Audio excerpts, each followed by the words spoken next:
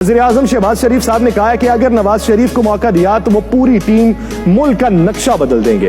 उनका ये कहना था, चेयरमैन पीटीआई ने 4 साल में एक ईंट नहीं लगाई, सिर्फ ईंट से ईंट ही बजाई है। गुज़श्ता दौर हुकूमत पर तनकीद करते हुए वज़ीर-ए-आज़म शहबाज शरीफ का कहना था कि 4 साल दौर में जो तबाही और बर्बादी हुई उसको सामने रखें। चेयरमैन पीटीआई ने 4 साल में एक ईंट नहीं लगाई। सवाल ये पैदा होता है कि अगर उन्होंने ईंट नहीं लगाई, ईंट से ईंट बजा दी, तो आपने भी ईंट लगाने की बजाय ईंट अवाम को तोहफे में दी है कि अपने पेट के साथ बांध लीजिए। जिस फाका कशी का आप शिकार हो चुके हैं, ये आपको सहारा देगी। अगर आपको ये लगता है कि वो ईंट या वो पत्थर जो आपने पेट में बांधने के लिए अवाम को फराहम किया है, उससे आपके वोट बैंक में इजाफा हो जाएगा, तो ये आपकी खाम ख्याली है। आप ये कहते हैं कि अरबों रुपए के स्कैंडल 4 सालों के दौरान हुए, सामने आए। बीआरटी, मालम जब्बा, 190 मिलियन पाउंड स्कैंडल हमारे जमाने में तो नहीं हुए। ठीक है, आप हक मजानिब है ये बात करने में, तो ये बताइए कि आपके जमाने में जो अरबों रुपए के स्कैंडल मंजर आम पे आए, आपके जमाने में जो टीटीज के स्कैंडल मंजर आम पे आए, आपके जमाने में जो जाली अकाउंट्स के स्कैंडल मंजर आम पे आए, आपके जमाने के अंदर जो एलएनजी को लेके बड़े स्कैंडल मंजर आम पे आए, आपके जमाने के अंदर पाकिस्तान पीपल्स पार्टी के बड़े स्कैंडल मंजर आम पे आए, आपके ऊपर बड़े बड़े केसेस बने, उन्हीं केसेस की बुनियाद के ऊपर आपको मसनद इक्तदार अपने हाथ से खोना पड़ा और उसके बाद आपको जलावतनी की जिंदगी गुजारना पड़ी और उसके साथ साथ आपको पाबंदे सलासिल भी रहना पड़ा।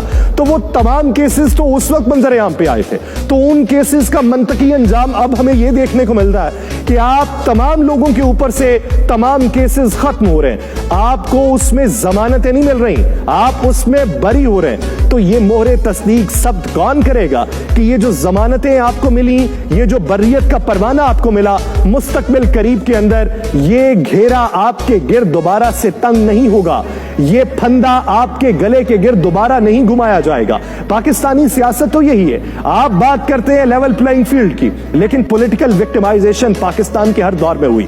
और हमारे लिए सबसे बड़ी बदनसीबी की बात यह है कि दुनिया के जितने भी जमहूरी ममालिक हैं, वहां पे जितनी भी हुकूमतें होती हैं, जितनी मर्जी तगड़ी पार्टी बरसर इक्तदार हो, लेकिन जब इक्तदार का वक्त खत्म होने वाला हो तो नए इंतखाबात के लिए तगोदो करना पड़ती है, नए इंतखाबात के लिए आपको लेवल प्लेइंग फील्ड बनाना पड़ती है, नए इंतखाबात के लिए आपको घर जाना पड़ता है और फिर मनाजरे करवाए जाते हैं, मुबाहिसे करवाए जाते हैं कारकर्दगी की बुनियाद के ऊपर कि हमारे दौर में कितने डैम्स बने, हमारे दौर में किस हद तक तरक्की हुई, हमारे दौर में किस हद तक रोजगार के मौके पैदा हुए, हमारे दौर के अंदर एक्सपोर्ट की इंडस्ट्री ने किस हद तक परवान चढ़ा।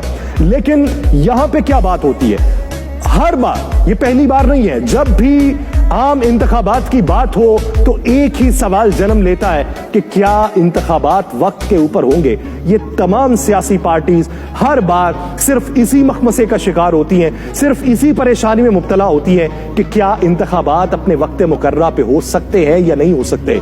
हम जमहूरी मुल्क हैं, हमारे पास आइन मौजूद है, कानून मौजूद है, हम आइन के बरक्स सोच को अपने जहन में पनपने देते हैं।